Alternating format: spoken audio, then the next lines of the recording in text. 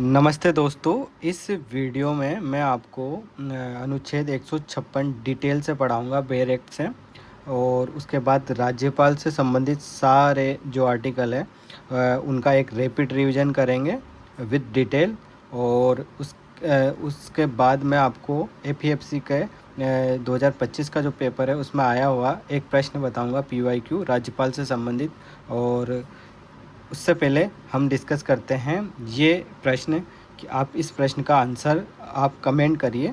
आपने अगर राज्यपाल को अच्छे तरीके से पढ़ा होगा तो ये प्रश्न की गहराई आप समझ सकेंगे, और इस प्रश्न को अगर आप करते हैं तो आपके राज्यपाल की तैयारी काफ़ी अच्छी है, शानदार है। और इसी प्रश्न से संबंधित अभी जो इशू चल रहा है वो भी मैं आपको बताऊंगा मैंने ये प्रश्न क्यों बनाया। देखिए, शुरू करते हैं। राज्यपाल के बारे में कौन सा या कौन से कथन सही है, आपको ये इस प्रश्न का आंसर देना है। संविधान में राज्यपाल के कार्यकाल की अधिकतम सीमा 5 वर्ष तय की है। क्या ये लाइन सही है? क्या आपको बताने हैं। संविधान में राज्यपाल को हटाने के लिए कोई प्रावधान नहीं है। क्या ये लाइन सही है? राज्यपाल 5 वर्ष से पहले भी राष्ट्रपति को अपने हस्ताक्षर सहित लेख द्वारा त्यागपत्र देकर हट सकता है।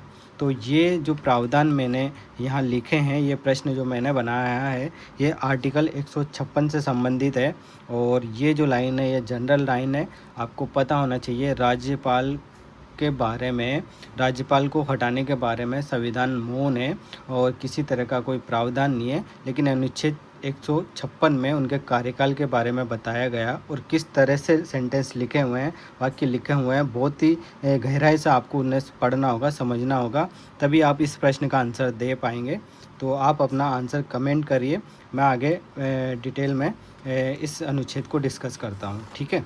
देखिए, अनुच्छेद 156 राज्यपाल की पदावधि के बारे में बताता है। Term of office of governor 156, अनुच्छेद 156। अनुच्छेद 156 एक में लिखा हुआ है राज्यपाल राष्ट्रपति के प्रसाद पर्यंत पद पर बना रहेगा। यानी कि राष्ट्रपति की इच्छा पर निर्भर करता है कि राज्यपाल 5 वर्ष तक रहेगा या नहीं रहेगा। 156(2) में लिखा हुआ है राष्ट्रपति को त्यागपत्र देकर, अपने हस्ताक्षर से लेख द्वारा त्यागपत्र देकर राज्यपाल हट सकता है त्यागपत्र द्वारा। और अनुच्छेद 156(3) जो काफ़ी महत्वपूर्ण है, आप इसे स्टार लगा लीजिए। आने वाले 2026 के यूपीएससी या फिर 2027 का यूपीएससी प्री, या फिर अभी आने वाला असिस्टेंट प्रोविडेंट फंड कमिश्नर का एग्ज़ाम है जो 20 दिसंबर को है, उसमें या फिर आरएस प्री में ये प्रश्न बन सकता है। 156(3) ये बहुत इम्पोर्टेंट है। अभी हाल ही में इस तरह की घटनाएं हुई है और राज्यपाल के पदावधि को लेकर, तो आप इस आर्टिकल को ध्यान में रखिए। देखिए, ये आर्टिकल क्या कहता है। इस अनुच्छेद के पूर्वगामी उपबंधों के अधीन रहते हुए, यानी कि राष्ट्रपति अपनी इच्छा से राज्यपाल को हटा सकता है, राज्यपाल अपना त्यागपत्र दे सकता है। इन उपबंधों को ध्यान में रखते हुए भी राज्यपाल अपने पद ग्रहण की तारीख से 5 वर्ष की अवधि तक पद धारण करेगा। यानी कि राज्यपाल के पद की अवधि, कार्यावधि लिखी हुई है 5 वर्ष, और ये साधारणतः है, ये कोई सीमा नहीं है। परंतु राज्यपाल पद अवधि समाप्त के बाद भी तब तक पद धारण करेगा जब तक कि उसका उत्तराधिकारी अपना पद ग्रहण नहीं कर लेता। यानी कि जब तक उसका उत्तराधिकारी या दूसरा राज्यपाल की ज्वाइनिंग नहीं हो जाती, तब तक राज्यपाल अपने पद पर बना रह सकता है। ये अवधि कितनी ही लंबी हो सकती है। अगर 5 वर्ष के बाद 5 वर्ष तक और केंद्र सरकार राज्यपाल का नाम नहीं भेजती है, राज्यपाल को अपॉइंट नहीं करती है, तो अगले 5 वर्ष बिना शपथ बिना ओथ के भी राज्यपाल कंटिन्यू 10 वर्ष तक रह सकता है। यानी कि, और ऐसे उदाहरण भी है जहां राज्यपाल का कार्यकाल 11 वर्ष तक भी एक्सटेंड हुआ। मैं अभी आपको बताऊंगा।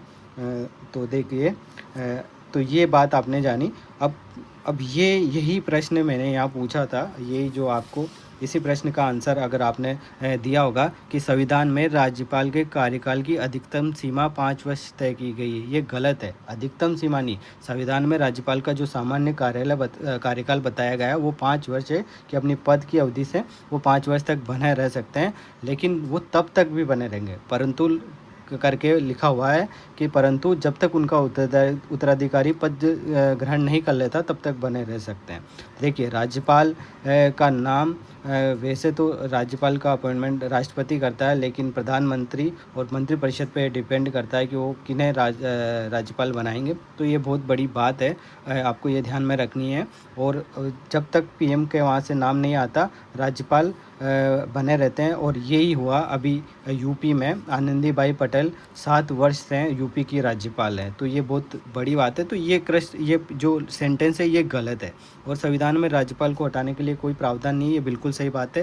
राज्यपाल 5 वर्ष से पहले भी राष्ट्रपति को अपना त्यागपत्र दे सकते हैं। तो इस प्रश्न का आंसर होगा ये 2 और 3 सही है। तो इस तरह से अच्छा प्रश्न है, आप इसे ध्यान में रखना, आपके किसी एग्जाम में ये आ सकता है।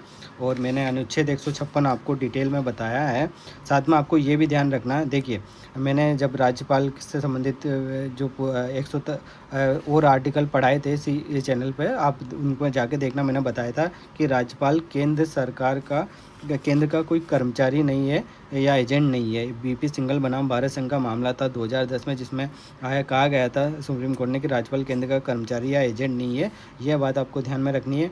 और अभी हाल ही में देखिए कलराज मिश्र राजस्थान के राज्यपाल थे, 44वें राज्यपाल।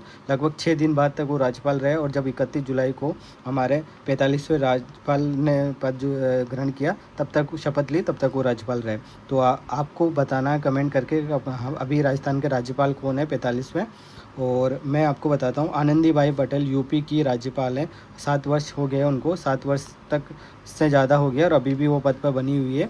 तो ऐसा क्यों किया जाता है कि राज्यपाल जब तक उसका उत्तराधिकारी नहीं आता, पद ग्रहण नहीं कर लेता, तब तक राज्यपाल पद पर बना रहता है। ऐसा इसलिए क्योंकि राज्यपाल केंद्र और राज्यों के बीच में संवैधानिक कड़ी है। अगर ऐसा नहीं किया जाएगा तो एक संवैधानिक शून्यता आ जाएगी, जिसे हैंडल करना और जिसे फिर राज्यों का जो संबंध है केंद्र से टूट जाएगा। तो सबसे इम्पोर्टेंट कड़ी है राज्यपाल, इसीलिए ऐसा प्रावधान किया गया है संविधान में। तो ये भी आपको ध्यान में रखना है। और देखिए कुछ राज्यपाल के नाम मैं बता रहा हूँ, वो राज्यपाल जिन्होंने 5 वर्ष से ज़्यादा का कार्यकाल निभाया है। एम जैकब मेघालय के राज्यपाल हैं, इन्होंने 12 वर्ष तक इनका कार्यकाल रहा। पद्मजा नायडू वेस्ट बंगाल की, इनका कार्यकाल 11 वर्ष का रहा। और NN बोरा ये जम्मू कश्मीर के 10 वर्ष तक रहा। तो ये कुछ राज्यपाल के नाम हैं, आपको ध्यान में रखने हैं। और अभी आनंदीबाई पटेल यूपी की राज्यपाल है, इनका कार्यकाल 7+ वर्ष हो गए हैं। अब हम राज्यपाल से संबंधित सारे आर्टिकल एक साथ डिटेल से डिस्कस कर लेते हैं, फटाफट रिवाइज कर लेते हैं। देखिए राज्यपाल वाला जो प्रावधान है भाग 6, संविधान के भाग 6 में हम राज्यपाल पढ़ते हैं। अध्याय 1 में भाग 6 में 6 अध्याय हैं। अध्याय 1 में पढ़ा जाता है जिसमें परिभाषा है, केवल एक आर्टिकल है 152 जिसमें राज्य की परिभाषा। अध्याय 2 में कार्यपालिका पढ़ी जाती है, द एग्जीक्यूटिव, और अनुच्छेद 153 से लेकर 167 तक पढ़े जाते हैं।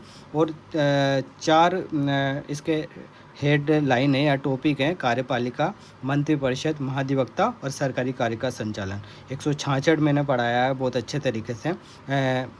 साथ में मैंने राज्य सरकार का कार्य संचालन और भारत सरकार का कार्य संचालन दोनों आर्टिकल पढ़ाए हैं इसी चैनल पर, आप जाकर देख सकते हैं। उसके बाद मैंने अनुच्छेद 163 और 164 बहुत अच्छी तरीके से पढ़ाया है। इसके 6 सब आर्टिकल है वो भी बहुत अच्छे तरीके से पढ़ाया है। मंत्रिपरिषद क्या है और इससे संबंधित कौन कौन सा आर्टिकल है, अनुच्छेद 163, 164 और 167। तो राज्य की जो कार्यपालिका है उसमें अभी पढ़ेंगे, रिवाइज करेंगे अनुच्छेद 153 से लेकर 162 तक। और देखिए मैं अभी आपको एक असिस्टेंट प्रोविडेंट फंड कमिश्नर का एग्ज़ाम जो 30 नवंबर को हुआ था उसका एक शानदार प्रश्न बताऊंगा, आप देखना उसे।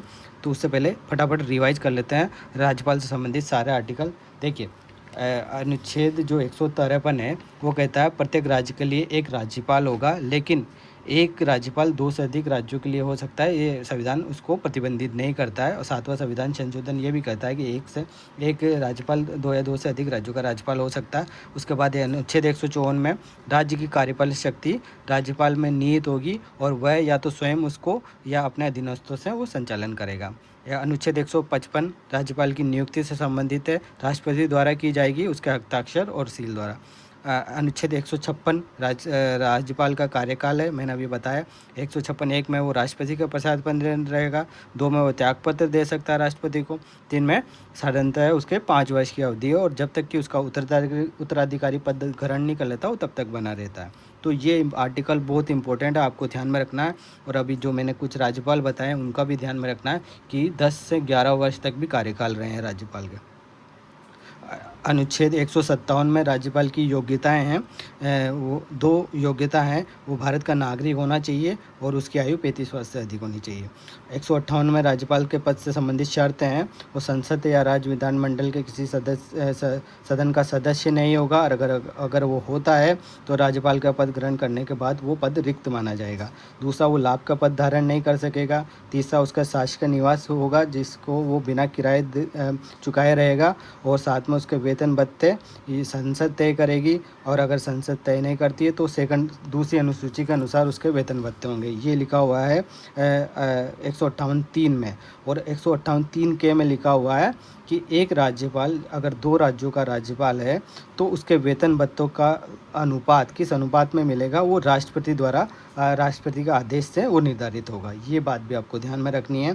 और 158(4) में लिखा हुआ है, यानी कि 4 नंबर की शर्त है, उसके उपलब्धियों या वेतन भत्तों में किसी भी प्रकार की कमी नहीं की जा सकती। यहाँ पे सेंटेंस आ सकता है कि राज्यपाल की 4 नंबर की शर्त है, उसकी उपलब्धियों वेतन भत्तों में कोई परिवर्तन नहीं किया जा सकता। इस तरह से लिखा हुआ नहीं है कि परिवर्तन किया जा सकता, पॉजिटिव चेंजेस किया जा सकता है, सिर्फ कमी नहीं की जा सकती, ये लिखा हुआ है। तो आपको ये ध्यान में रखना है। तो काफ़ी इंपॉर्टेंट है ये सारी चीज़ें।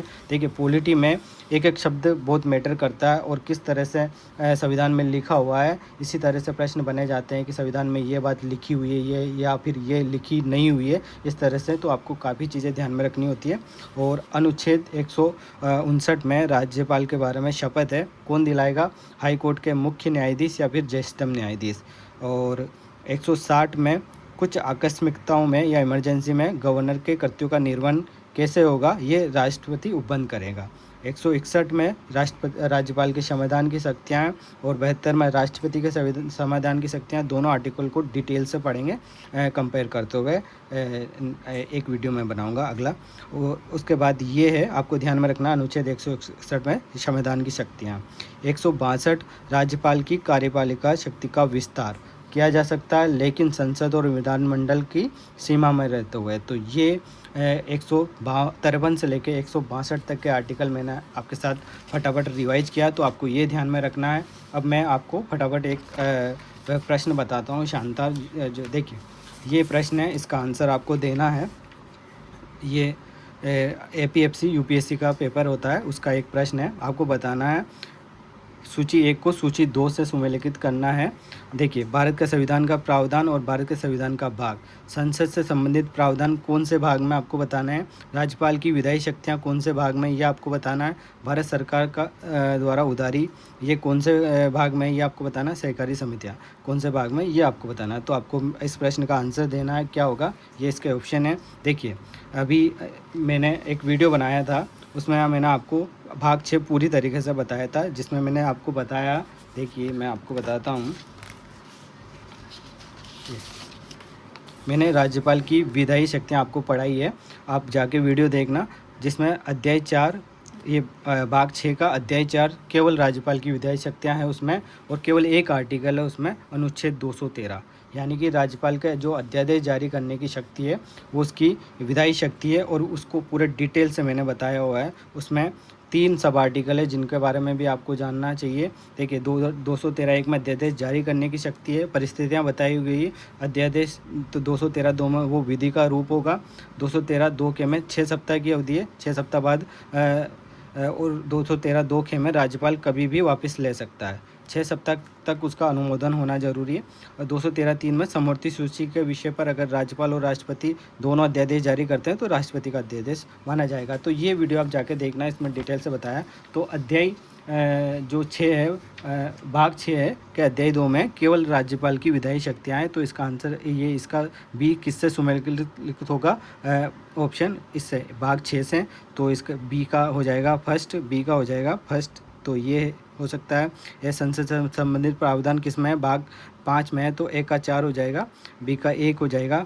और भारत सरकार द्वारा उधारी भाग 12 में है, तो ये हो जाएगा। और सहकारी समितियाँ भाग 9 के ख वाले भाग में, तो इस तरह से ये ऑप्शन हो जाएगा इसका। और बहुत सरल प्रश्न है ये, इतना टफ प्रश्न नहीं है, यूपीएससी का पेपर का प्रश्न है। जनरल बातें पूछी जाती है, आपको हर चीज़ का भाग पता होना चाहिए। जो 22 भाग है संविधान के, वहाँ से बहुत प्रश्न पूछ रही है यूपीएससी, बहुत जनरल प्रश्न पूछ रही है। तो अगर आप एपीएफसी की तैयारी कर रहे हैं तो बहुत सरल पेपर आता है, पॉलिटी का इतना टफ पेपर नहीं आता, उससे ज़्यादा टफ पेपर आरपीएससी का आता है।